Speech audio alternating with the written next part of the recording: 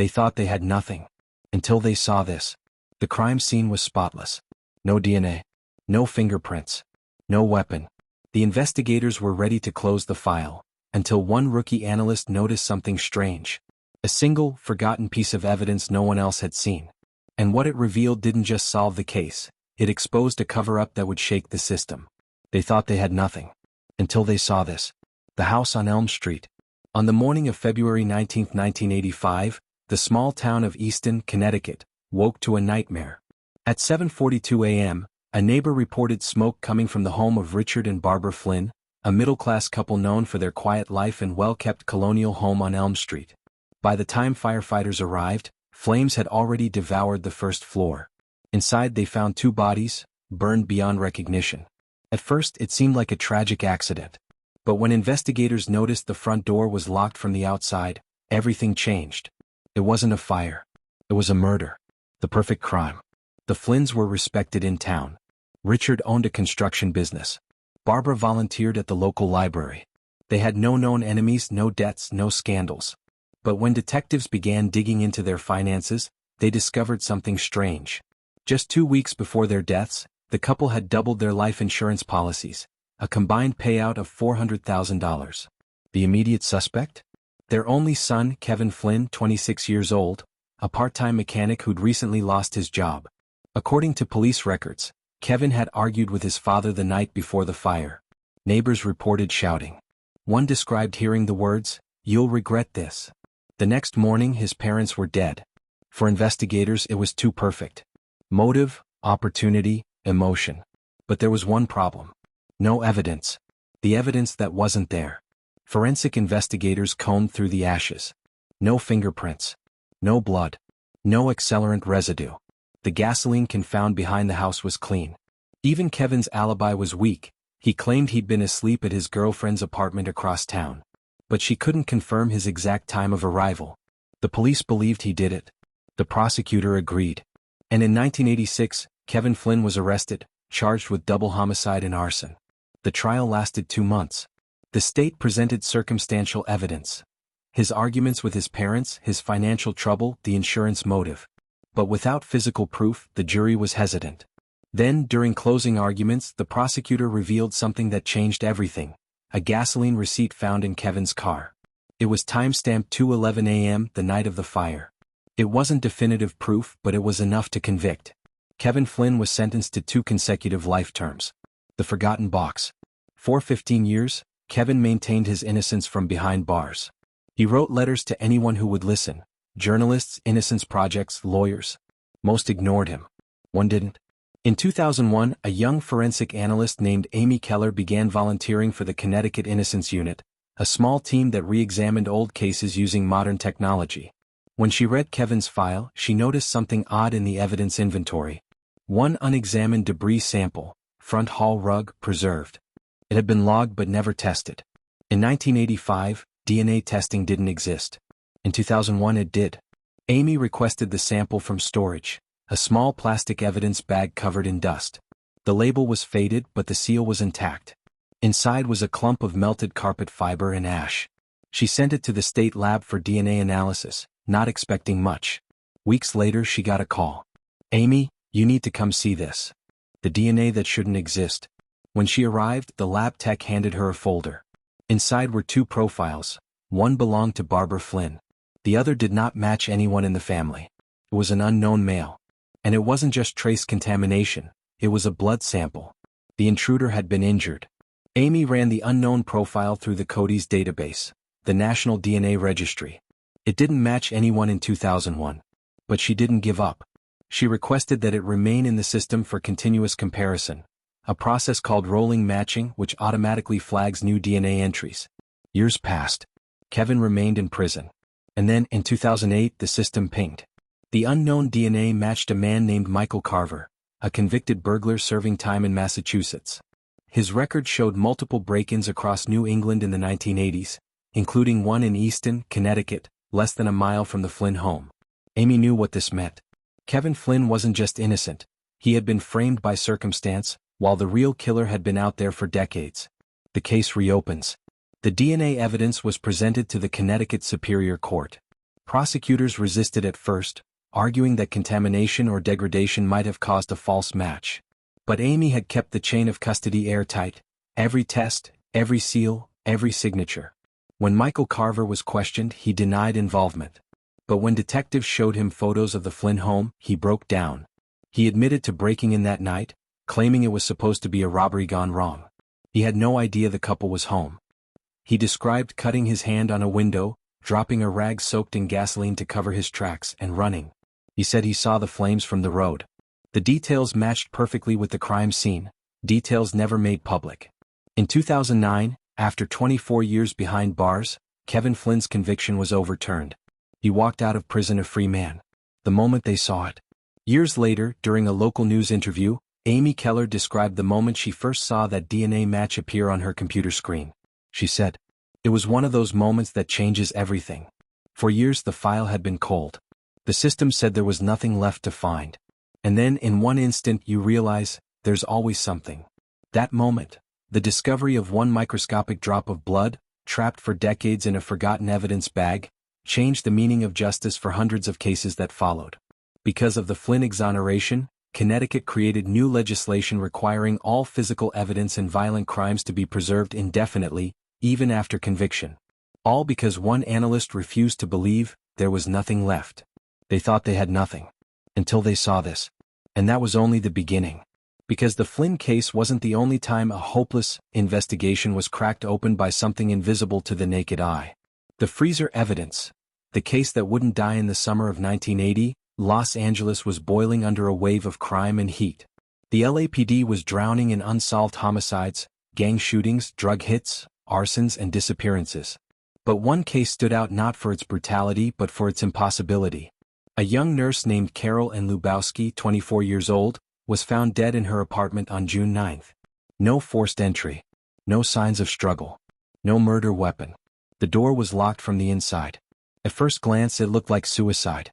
Until the coroner found 2 small puncture marks on her neck, and a sedative in her bloodstream. This wasn't suicide. It was a planned, clinical murder. The case that went nowhere. Detectives scoured the scene for clues. Carol was meticulous. Her apartment was spotless. No fingerprints on the glassware. No footprints on the carpet. The only out-of-place item was a half-melted ice cube near the kitchen counter, dripping onto the floor. It was logged as irrelevant. The detectives assumed it fell from a knocked-over drink during the attack. But that wasn't a drink. And it wasn't random. It was the killer's method. The toxicology report found traces of succinylcholine, a powerful muscle relaxant used in surgery. In the 1980s, it was virtually untraceable. Once injected, it paralyzed the victim but left no external damage. Within minutes, breathing stopped. The drug broke down so quickly in the body that after 24 hours, it was almost undetectable. By the time investigators found Carol, 36 hours had passed. They barely detected a trace. Without a suspect or solid evidence, the case froze. Literally. A lead from the hospital. Carol worked at St. Mary's Medical Center in Long Beach, an intensive care nurse. She was known for being compassionate, outspoken, and detail-oriented. But coworkers told police she'd recently confided something disturbing. Someone had been stealing controlled substances from the hospital's pharmacy, including succinylcholine. She had confronted a doctor about it just days before her death. His name was Dr. Ronald Hughes, a charismatic anesthesiologist with a reputation for brilliance and arrogance. Police questioned him briefly. He denied everything. He even volunteered to take a lie detector test, and passed. There was no evidence tying him to the crime. No syringe. No witness. No trace. The investigation stalled. After a few months, the case was shelved, filed away as a cold case, forgotten under the weight of newer crimes. For 23 years it stayed that way. The freezer discovery. In 2003, LAPD Detective Linda Morales was part of a newly formed cold case homicide unit. Her mission: reopen unsolved murders using modern forensic techniques. She stumbled upon Carol's file while sorting old evidence logs. One entry caught her attention. Sample 4B, blood trace, frozen storage, 1980. She checked the evidence room.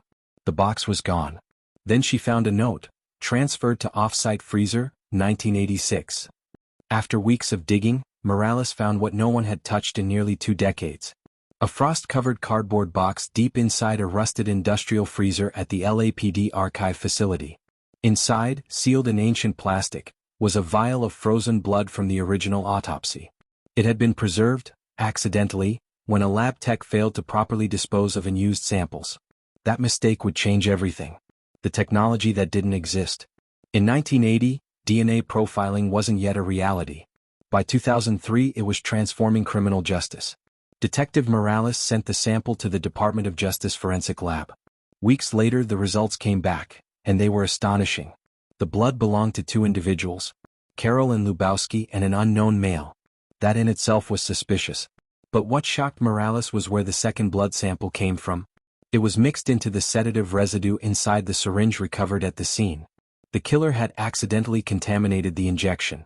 And that meant the murderer bled during the act. DNA never lies. The unknown male profile was immediately run through CODIS, the national DNA database. Nothing matched. Morales expanded the search, comparing it to local hospital employee records. Then, a hit. The DNA was a 99.8% match to Dr. Ronald Hughes. The same anesthesiologist Carol had accused of theft 23 years earlier. The case reopened overnight. Hughes had retired and moved to Arizona. He was now a respected lecturer writing books on medical ethics. When detectives showed up at his home, he looked calm, almost amused. But when they told him they had DNA, his confidence evaporated. He asked for a lawyer. Hours later, under questioning, he broke down. "She wasn't supposed to die," he said quietly. "I just wanted to scare her." He confessed to injecting Carol with a small dose of succinylcholine to immobilize her temporarily. He panicked when she stopped breathing. He staged the scene to look like suicide, then used a syringe filled with ice to administer the drug.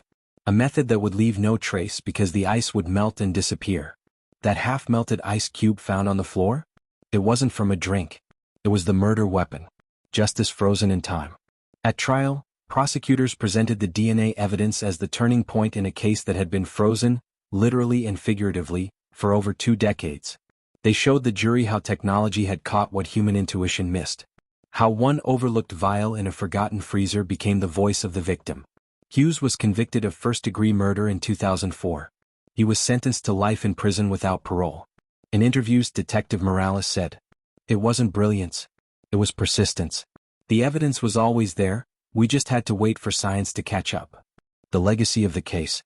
The freezer evidence case, as it became known in forensic circles, changed how evidence was stored nationwide. The National Cold Case Preservation Act of 2005 required law enforcement agencies to retain biological evidence indefinitely in violent crimes. Hundreds of cases have been reopened and solved because of that law. All because a single vial left behind by accident survived 2 decades of neglect and frost. Proof that justice doesn't die with time, it just waits in the dark for someone to look again. The moment they saw it. When Morales first saw the DNA match appear on her screen, she later said she didn't believe it. Not because it was impossible, but because it was too poetic. After 23 years, the case was cold. The blood was literally frozen. And yet it still spoke. It said, "I'm still here." They thought they had nothing. No witnesses. No prints. No weapon. Until they saw this, a frozen drop of blood that outlived both the killer's lies and the limits of science. The pattern emerging. 2 decades. 2 cases. 2 impossible crimes solved by things once dismissed as worthless. A scrap of carpet, a vial of blood. But as we move deeper, the pattern becomes undeniable. The smallest, quietest fragments of evidence, the ones ignored, misplaced, or misunderstood, are the ones that rewrite everything. The audio clue, the sound that solved a serial case by the late 1970s, New York City was a place of contradictions, glowing lights and deep shadows. It was a city at war with itself, between progress and decay, safety and fear. And in those years, something else was at war too, a sound. A sound that nobody recognized at first, yet would eventually reveal one of the most haunting killers in American history. The press called him the Manhattan Whisperer. For nearly 4 years he taunted police, calling in anonymous tips after each of his crimes, soft-spoken, eerily calm, and always one step ahead. He killed 6 women between 1976 and 1980. And for decades no one could prove who he was. Until one sound engineer, not a detective, not a cop, found something in an old tape that everyone else had missed. They thought they had nothing. Until they heard this. The first voice. The first call came in at 3:17 a.m. on April 14, 1976. An operator at NYPD dispatch answered a shaky line. "You'll find her in the park," the caller whispered. "By the old fountain." Then silence. No hang-up sound. Just a faint hum, mechanical, rhythmic, distant. Minutes later, patrol officers found the body of Sandra Klein, 22, a college student, in Central Park. She had been strangled. Police traced the call. It came from a payphone on 72nd Street, 2 blocks away. When they arrived, the receiver was still swinging. The whisperer had already vanished into the night. A pattern of sound. Over the next 4 years, the calls kept coming. Each time, the voice was soft, deliberate, emotionless, always within an hour of the murder. Always from a different phone booth. "She's waiting for you. You're too late again. Listen closely. You'll hear it." The FBI's Behavioral Science Unit got involved by 1978. They analyzed the voice, male, 30s to 40s, non-regional accent, calm under pressure. But the strange thing wasn't the words. It was the background noise. A low, pulsing hum, steady, mechanical, faint. For years they couldn't identify it. Some said it was a fan. Others, a train or air conditioner. But nobody could be sure. Without a clear fingerprint or face, the investigation went cold. By 1981, the file was archived. The forgotten tape. In 2004, nearly 25 years later, the NYPD Cold Case Division was digitizing old evidence for long-term storage. Among the thousands of files was a dusty cardboard box labeled Audio, Unsolved, 1976-80.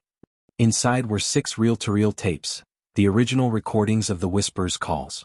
Detective Elena Ruiz, a second-generation cop raised in Brooklyn, was assigned to log them. But when she played one back, she felt something. Not fear, curiosity. The sound was too clean, too intentional. Almost like it wasn't background noise at all, but a clue. She took the tapes to a friend from college, Mark Bennett, an audio engineer who had worked in music restoration. She asked him to analyze the sound quality just in case. 3 weeks later, he called her back. "Elena, you need to come hear this." The hidden signature. Mark had run the recordings through modern spectral analysis software, tools that didn't exist in the 1970s. By isolating frequencies and removing the voice, he found something incredible. A repeating frequency at exactly 53.2 Hz, mechanical but precise. He amplified it. It wasn't a hum. It was a rotating sound. A pattern. After cross-referencing old New York City infrastructure maps, he realized that 53.2 Hz matched the electrical frequency of the old consolidated Edison power generators that supplied parts of Lower Manhattan in the 1970s. Those specific generators had a unique, harmonic defect. A slightly unstable rhythm caused by worn turbine bearings. Only one plant in the city produced that exact sound pattern, the Cone substation near the East River on 14th Street. That meant every time the whisperer made a call, he was within a 1,200-foot radius of that plant. The ghost of the grid. Detective Ruiz mapped the locations of all 6 phone booths used in the calls. Every single one fell inside that radius. And there was only one building in the overlap, an old warehouse on Avenue C that had once belonged to Cone but was later converted into maintenance offices. Ruiz pulled the employment records. Dozens of names. But one stood out. Gerald Mason. He was an electrician who worked at that exact substation from 1975 to 1981. The same years the whisperer was active. He left after a nervous breakdown and moved upstate, disappearing from city records. Ruiz tracked him to a small town outside Albany. He lived alone, retired, with no criminal record. But when she knocked on his door, he froze. He didn't ask who she was. He just said, "You finally listened." The confession in silence. Gerald Mason was arrested in 2005. During questioning, he confessed to 5 murders. Each victim had been someone he'd seen while doing maintenance work around the city, women who, he said, looked at him the wrong way. When asked why he called the police after each killing, his answer was chilling. "I wanted them to hear me. I wanted someone to notice the sound. It was the only thing that was real to me anymore." Psychiatrists later diagnosed Mason with severe paranoid delusions and schizophrenia. He believed the city's electrical grid was speaking to him, commanding him to cleanse the wires.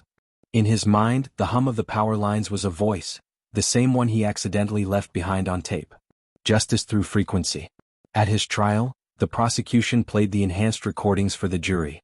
The soft whisper of Mason's voice, overlaid with that unmistakable hum, the sound of a city that had unknowingly hidden his signature in plain sight. Mason was convicted of 6 counts of murder. He was sentenced to life without parole.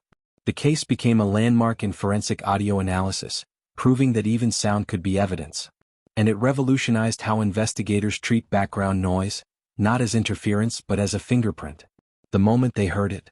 In an interview years later, Detective Ruiz described the first time she listened to the isolated hum. She said it gave her chills, not because it was sinister but because it was so human. We thought we had nothing. No prints. No weapon. No witness. Just a sound. But that sound was the voice of a city, and it remembered. The pattern revealed. Across 3 decades and 3 cases, the pattern is clear. In Connecticut, a forgotten fiber solved a double murder. In Los Angeles, a frozen drop of blood brought a killer to justice. In New York, a sound, invisible, intangible, became the clue that cracked a serial case. Every story, every breakthrough was built on the same truth. Nothing is ever truly nothing. What we overlook becomes what saves us. What we ignore becomes what speaks. They thought they had nothing. Until they saw and heard this, the science of shadows. The world's most brilliant crimes are often undone by the smallest traces. A thread, a drop, a sound. What connects all these stories isn't luck. It's persistence. The refusal to believe that silence means absence. Science doesn't just solve crimes. It listens to what the dead leave behind. A whisper in the static. A heartbeat in the noise. A message frozen in time, waiting for someone to care enough to look again. Because in the end, the truth doesn't vanish. It waits. Hidden in dust, in frost, in forgotten reels of tape. Until the right person presses play.